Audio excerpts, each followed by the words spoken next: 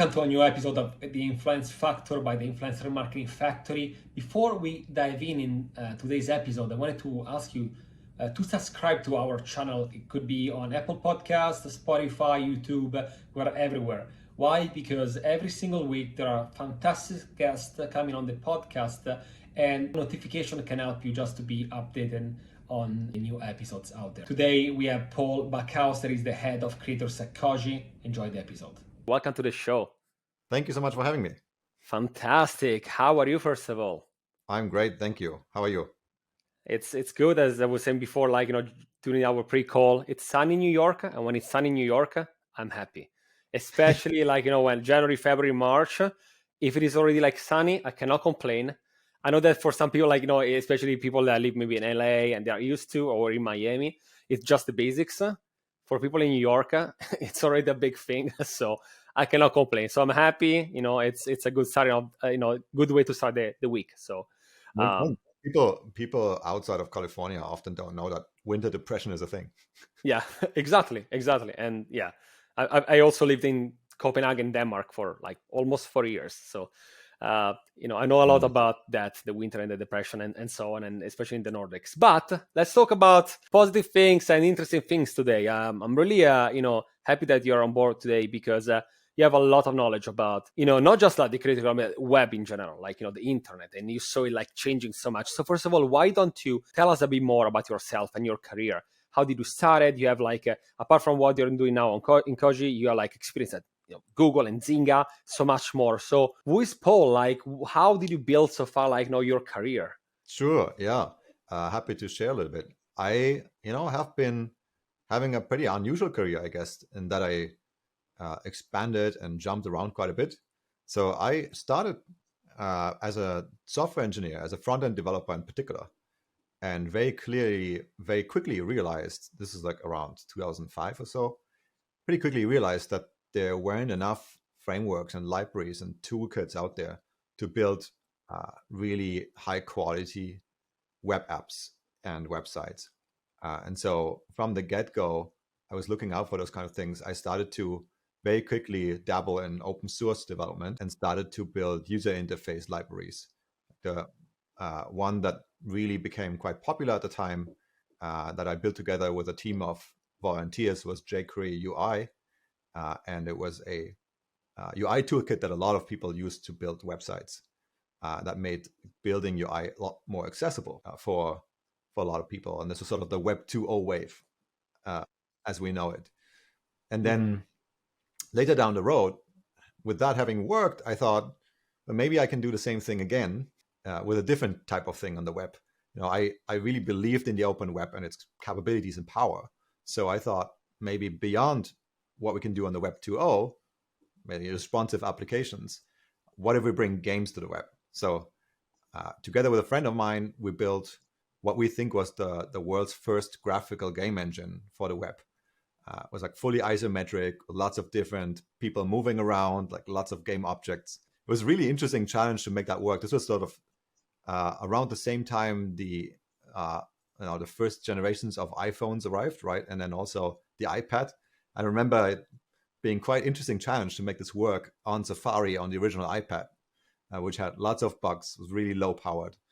But we sort of made it work. And back in Europe at the time, we couldn't find any investors that would invest in what they call something that isn't business proven. And so our idea was fundamentally new that risk averse investors weren't biting. So on the other hand, we had companies like Microsoft and Zynga and a bunch of others really expressing interest in licensing the engine that didn't really exist yet. It was a prototype. But ultimately, we went through an acqui-hire with Zynga after just a few months on the market. And then at Zynga, I tried to make what we called at the time HTML5 gaming a thing. So for a couple of years, I led their R&D department as a studio CTO, as we called it, bringing a lot of innovative new technology to market. Yeah. And we can, of course, talk about that episode more. But just, I guess, to finish that first arc, that didn't work out so well as I hoped it would be. Some of the technology made it into popular games, but it didn't create that kind of web revolution towards gaming that I hoped it would.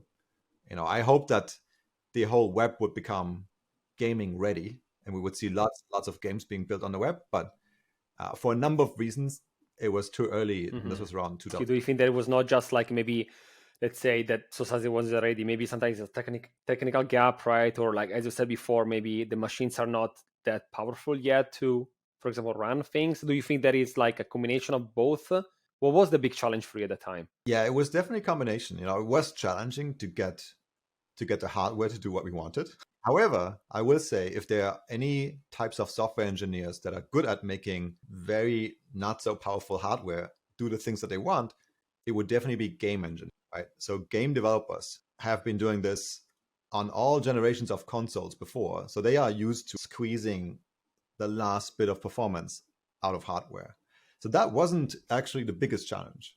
The biggest challenge was by far distribution and monetization. At the time, the web didn't have, there was no payment APIs. There was nothing like that. The web, Stripe wasn't a thing yet.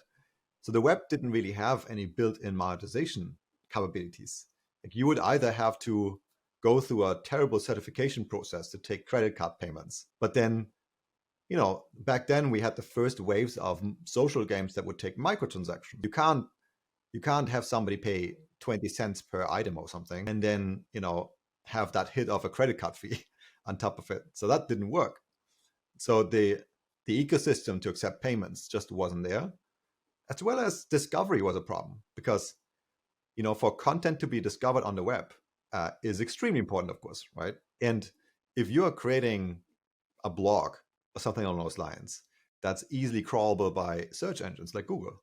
However, if you have a fully graphical game, Google didn't have any capabilities of parsing that, right? Of understanding what's there. So like, people wouldn't go to Google and say like, I need a good game, type that in and expect to find links that they can click that lead to an actual game. Oh yeah, sometimes maybe even if you have like a good idea, it might be too early, right, to enter a new market for all these reasons, right? The discoverability, the usage of the people, and even just like overall what is then the like if even if you're like early adopters, they might not be enough to have like the critical mass to go to the next level in terms of a specific technology, right? So we also in the past, historically speaking, many new players that enter a new market. And not just because they were the first one, it meant that they became like the number one in the game. Some of them, they started, they failed, and someone else, actually maybe 10 years later, reused the same concept, right? But just because maybe the technology was better, there was like more powerful machines, people were ready, right? This is what is happening now for social commerce and for other things, right? They are trying now. They're not like that, like successful, but you never know. Maybe in 5 years, right, things are gonna change. So.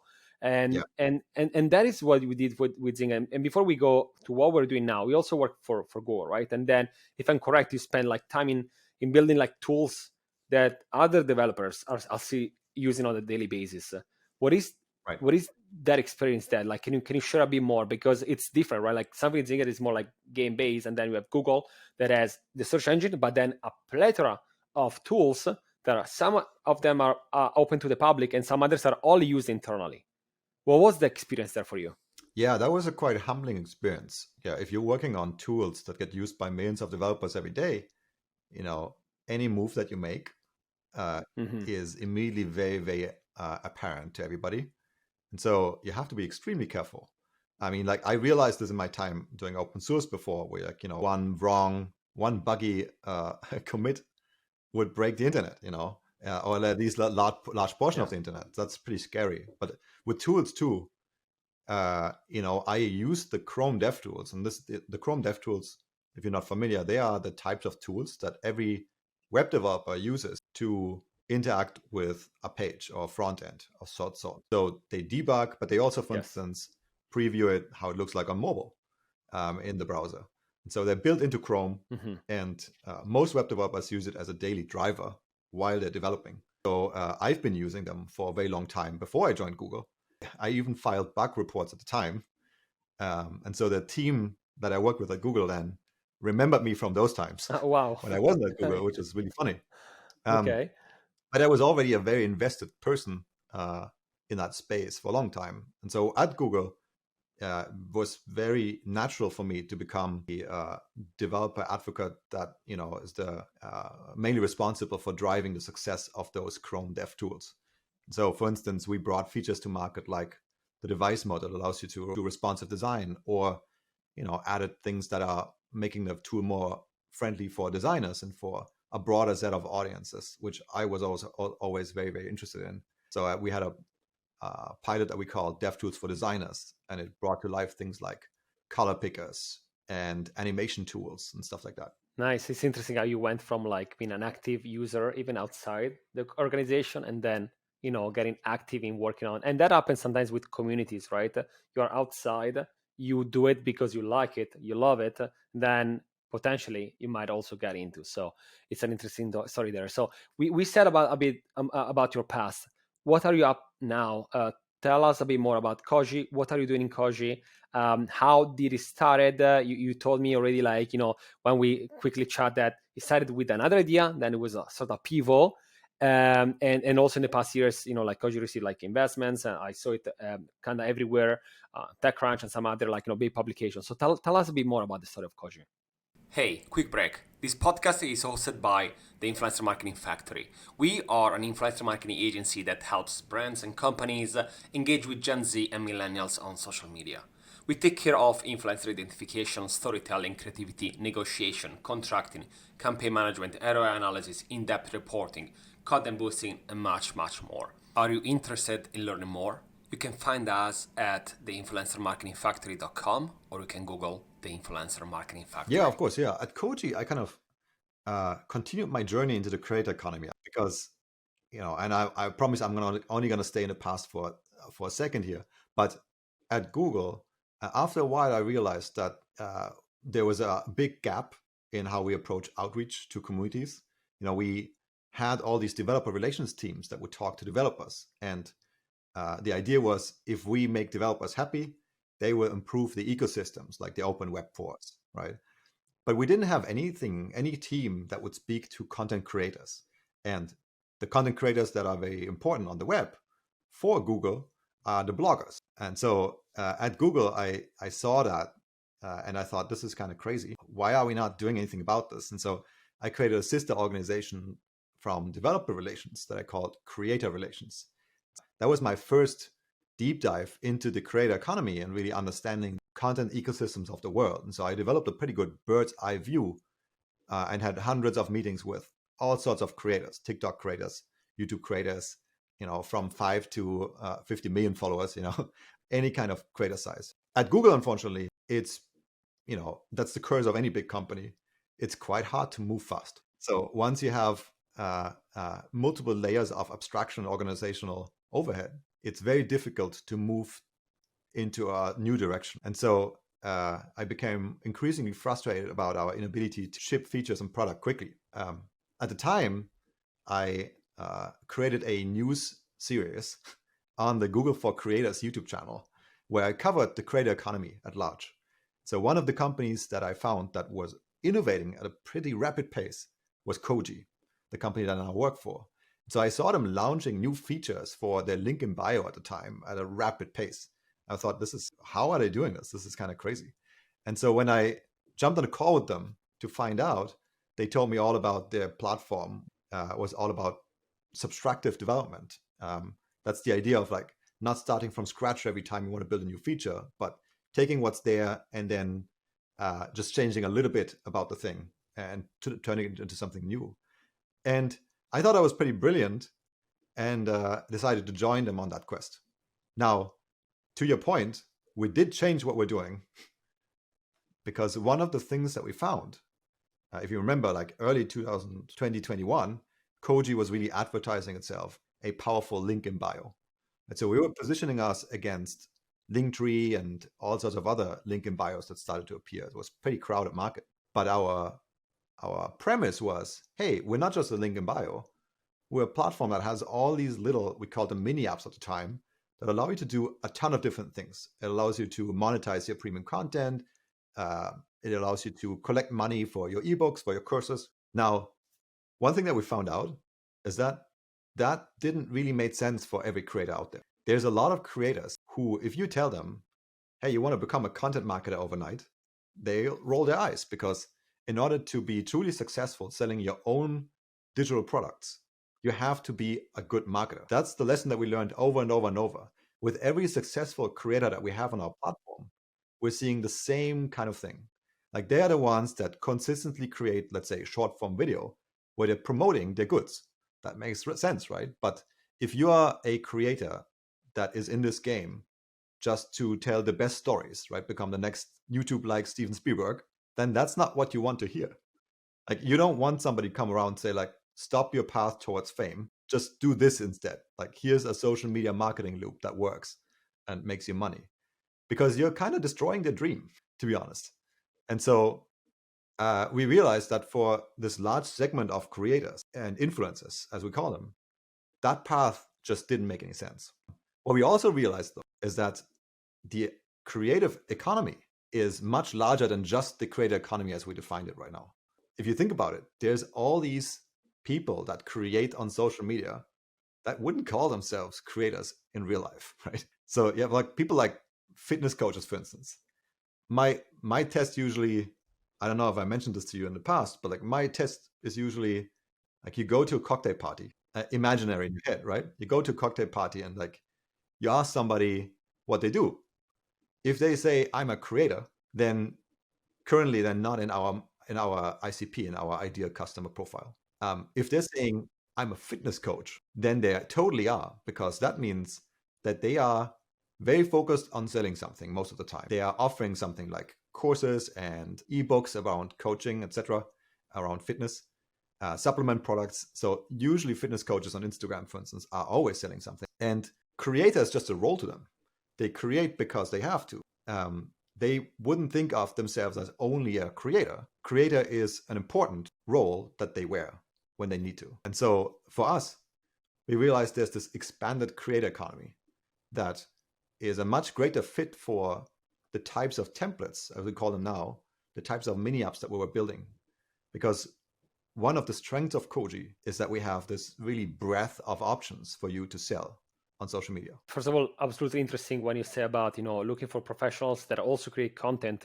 They're similar to another couple of episodes that we recorded in the past, where we said that more companies are becoming media companies. So I'm talking about like normal brands that are getting into the content creation because they have to offer more, but their core business is still selling a product, right? And then on top, they create a story. The same, what is interesting that you said is that these people are professionals, and also it happens that they are also, right, using content creation. That reminds me similarly, and I know that we already discussed it when we met, about how you might see your like role sort of like model similar to Canva, instead of competing against Photoshop, right? Because people with Photoshop, you might call them like digital artists or graphic designers, for example, but you're not looking for those, right? You're looking for people that use Canva that usually might be not just social media like managers, for example, but even like the professionals that don't have like that skills, right, to use Photoshop, but they still want to create templates. They want to create an easy way to create banners, videos online. Am I right in making this sort of comparison? Yeah, absolutely. I mean, I'm a big fan of Canva and about their business strategy, because they could have chosen to build a new Photoshop-like tool on the browser, right, and compete with the same segment, but they didn't. Instead, they said, hey, look, there are all these people for whom Photoshop is total overkill, right? Who need something to make designs, but they don't have the time or the capacity or the bandwidth to learn Photoshop inside out, right? So I think that's their audience.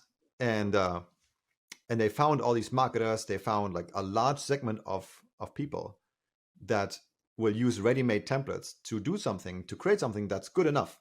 Yes, it might not be pixel perfect as a professional would do in Photoshop, but that's also not what's necessary most of the time. If you're creating a flyer for your social media for like, I don't know, a party invite or something, that's all you need. You need a bunch of really good templates. And then, in a couple of minutes, you have something with Canva. So the same way, that really inspired us in some ways, right? Because we figured something like that also doesn't truly exist for e-commerce. I mean, you have Shopify, for instance, right? But Shopify is a pretty advanced solution for most people. There's a lot of people that are intimidated by creating a storefront in the first place. Then you have the very simple solutions like just getting Venmoed or, getting money via Cash App and PayPal. But then you have all this logistics overhead on top, like fulfillment, management of customers, etc. Like that's too simple. But in the middle, you have platforms like Gumroad, but Gumroad, every listing looks the same. I mean, I love Gumroad. I think they're on a great mission, but I wouldn't say they're particularly optimized for social media sharing. And so we figured there was a space here to carve out that is essentially the Canva for e-commerce. It's taking a similar approach to, let's not create a big storefront, because let's be honest, it's 2023. Most of your traffic will probably not come through SEO optimized storefronts, through search engines, but instead will come from social media. So therefore, we need to connect whatever we're building to social media. So with Koji, you can create all these little mini, we call them Kojis, but mini storefronts or landing pages oftentimes that do one thing at a time, but do that really well, right? So they're meant to convert, let's say, somebody to a course or an ebook or digital brushes, something along those lines. But it's not one big storefront. It's really made for that social media set. It's like components, right? That you can build whatever you like in an easy way, right? And so do you think that now social commerce is Koji's core for the next future? Are you going like, I don't want to say 100% on it, but if you had to choose, would you say that is social commerce then? Yes, that's the idea. Now, Koji itself, we didn't deprecate the link in bio. You can still use it, and it might still be beneficial. We also still have all the other templates that will help you, I don't know, collect your affiliates or do other things like that. So collect tips, for instance. So we didn't deprecate any of those. You can still use them. We still think of Koji as a larger platform, but the focus for us is definitely commerce. That really also is the way that we think we can benefit most to our sellers. And of course, we can also benefit from it through a rev share model. So yeah, we're pretty bullish about it. And what do you think are the challenges for social commerce right now? Because for me, for example, anytime that I see, first of all, I would say that there is confusion about social commerce, right? Still, I would say that many people call it like that, even if you maybe have to go through, like a third-party website, or like you go to an embedded browser to put your information again. Like there is a lot of friction and on the funnel, and there is still confusion on what is social commerce. In your opinion, what are the challenges, and how do you want to solve them? It's a great question. I think most people define social commerce as the sort of affiliate marketing on social media. I think of it more broadly, and actually the whole affiliate thing is not the one that I'm most interested in, or that Koji is most interested in. For us, it's really, we're trying to reach people that want to sell their own products on social media. So that's really when I say social commerce, that's what I mean, or what I'm interested in. And I know that's not everyone's definition of social commerce. So thank you for bringing that up. Yeah, I think one of the big bottlenecks is definitely friction. We need to, and this is the problem with big storefronts, right? If you click on a Shopify link in an Instagram story, and you get to this desktop optimized big website with lots and lots of different options, it's like the Netflix thing. You have too many options. You can't make a choice instantly, right? Ideally, the simpler the better. Like, you don't want to have a link in bio in front. You don't want to have a storefront. You want to go to a detailed landing page of that one item that I'm currently advertising, and then a very frictionless process of acquiring that item. I think there's a lot of education to be done still to teach people that this might be better, right?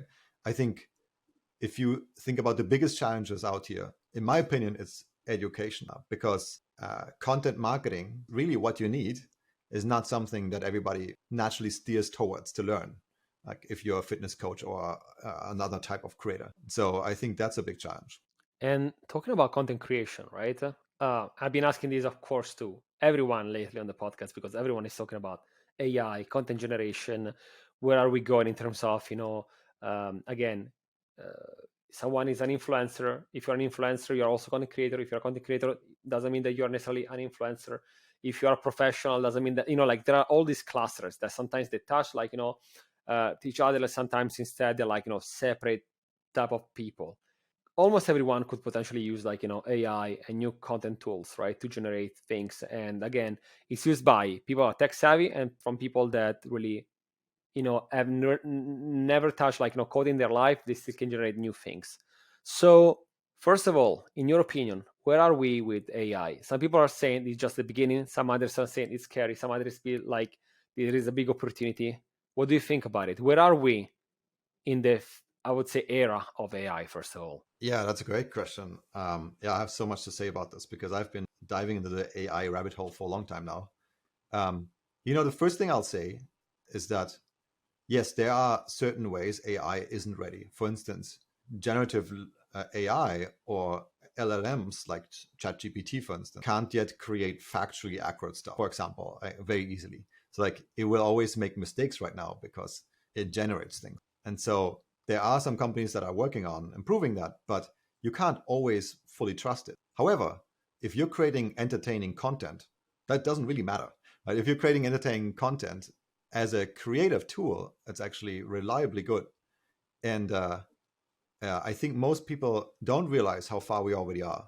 I think, people think, well, you can make small images with this, generate maybe a script here and there, but you can actually talk to GPT, for instance, ChatGPT, and start with, give me some ideas for video, all the way to, okay, I have fully realized video script. I have stable diffusion or mid-journey prompts for all the images, for all the B-roll that I want to create. Literally can copy and paste it into Stable Diffusion. And I think we're very, very close to getting full video done. I think it's coming sooner than most people expect. But the interesting thing is, how will the world shift, right? What change? And if you look at the open web, for instance, the open web already has had this problem for the last couple of years. There are all these companies out there like Jasper and Copy AI and then traditional SEO companies that would, in many of those cases, you could go in Gumroad today. I saw this the other day. You can pay $250 and you will buy a ready-made blog with 1,000 articles. You now have a website overnight with 1,000 articles pre-written that you can put out there on the web. That's kind of crazy if you think about it, right? Yeah, I mean, that means that on the web, we already have this problem of the web being bombarded with low quality AI generated content, or even content that is not AI generated but written by cheap labor, right? And so Google, of course, and other search engines have been fighting this trend for a while. And if you hear Google talk about this, they want to focus on content that is made for you. And so they don't really care whether it's written by AI or not, but it needs to be high quality. I think that's a good approach. But interestingly, this problem didn't really arrive on social media until recently. So until maybe last year, nobody thought you could generate an Instagram account that's completely fake. All the images are fake. The person is fake. Where they're traveling is fake.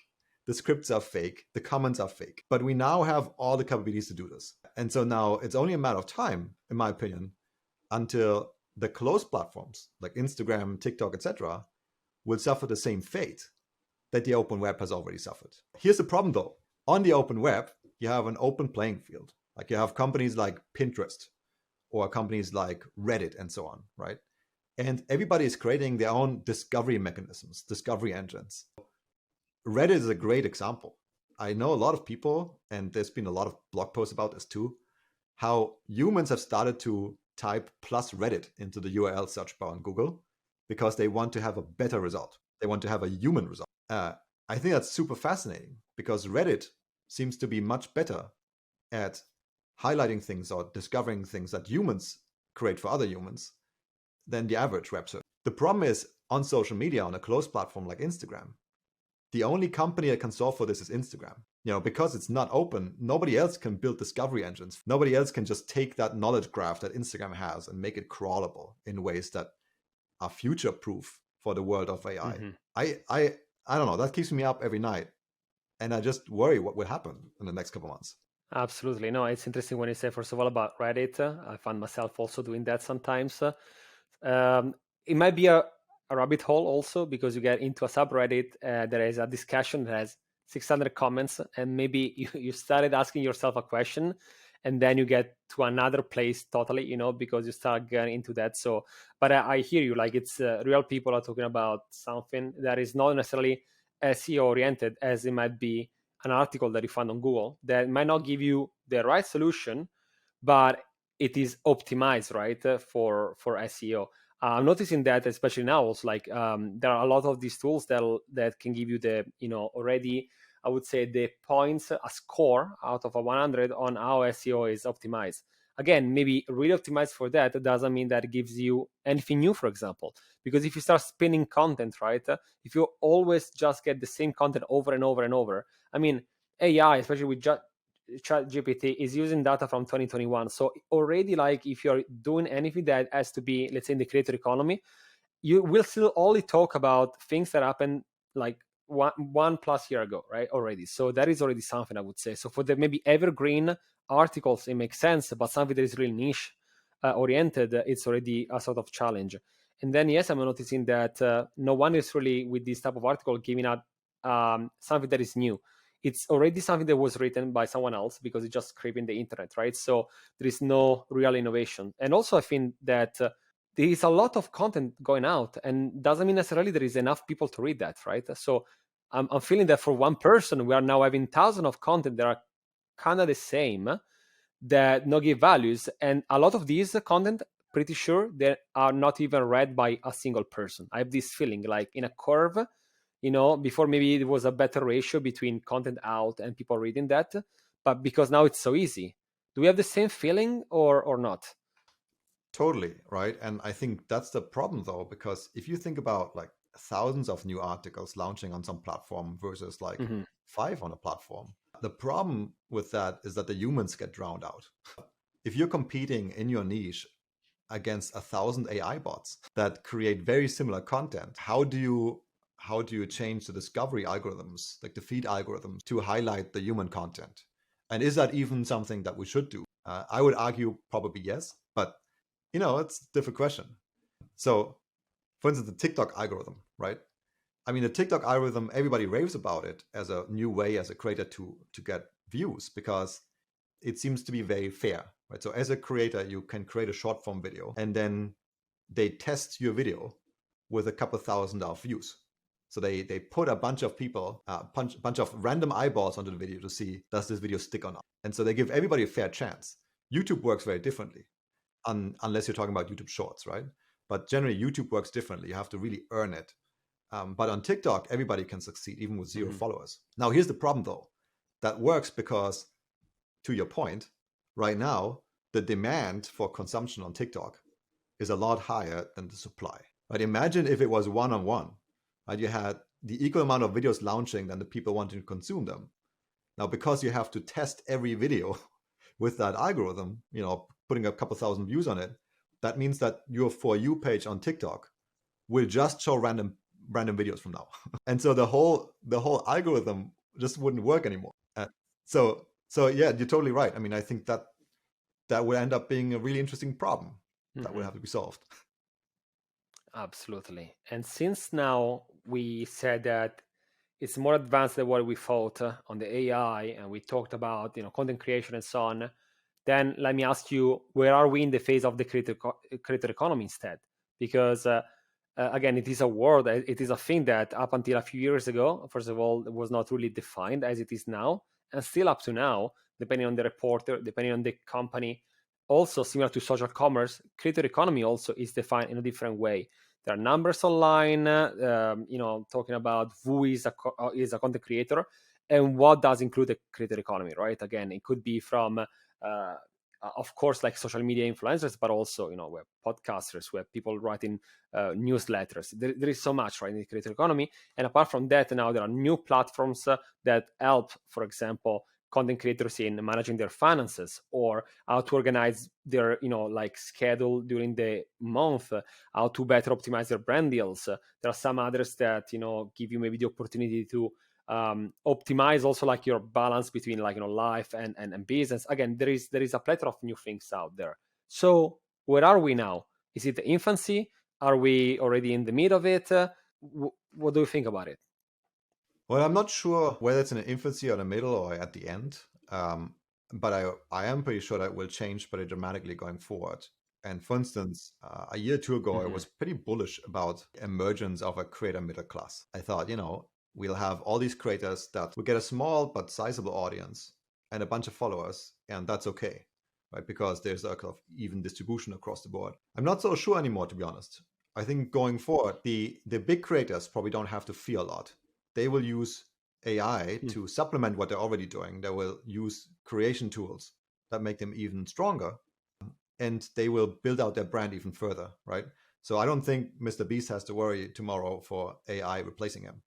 I think on the lower end of the spectrum, or more specific end maybe, there are all these niche creators. And so, for instance, Patreon has a large body of niche creators that are doing exceptionally well on Patreon, because there are topics that are not covered by the general public, newspapers, whatever, because they're too niche. And interestingly, with the audiences, for those creators, the audiences are actually much more loyal, because they figured, oh wow, that person really understands me. They really know me. They know exactly the thing that I want, right? That could be miniature trains, that could be anything, right? And I think that will also continue to exist and flourish. And then the third one is any type of creation that involves human connection, because that's one thing AI is just simply not very good at. Like, AI cannot replace human connection. For instance, humor. AI is notoriously bad at humor. I mean, if you ever tried, to generate something funny with ChatGPT, it's usually pretty horrible. Yeah, it's not.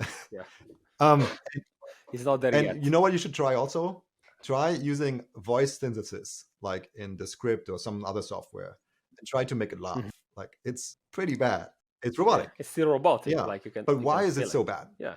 Because if you think about it, humor depends on human connection, right? The best comedians connect to humans in ways that software just cannot. I mean, they understand the zeitgeist. They understand the worries and troubles of everyday humans. They sometimes make jokes that hurt, but still make you laugh, right? Because they really connect to your soul. And so I think that's something. That's just one example. There are probably many examples of channels and types of genres that are uniquely human that AI will have a very hard time recreating, I would say. Yeah, there are so many sub-layers sometimes to a joke that a comedian is saying, that in order to make it and to understand it, you have to know maybe about what is happening in the world, what is happening in a specific city, the type of audience that you have in front of you. If there is a something that happened just that day, for example, if there is a reference to a song, it's similar to like a TikTok video. If you show a Gen Z like video to someone that is like maybe a boomer, like they're missing completely that, because there are so many references and sub references, right? And that's why, yeah, I do agree. I mean, like, AI can only generate on things, but when there are like deep level of understanding between humans, it is where it's missing. So, and to start wrapping up on this, is there anything else that we left out, or I didn't ask you today, that you're either really excited to talk about, or even something that you're like, potentially bullish on the next future? Could be the web, could be creator economy, social commerce. What did I ask you, if any?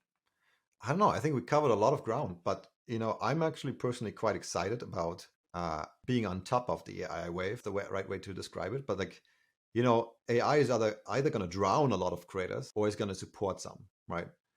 And I'm quite interested in building the right generation of tools that use AI and accelerate creators in ways that maybe we don't understand yet.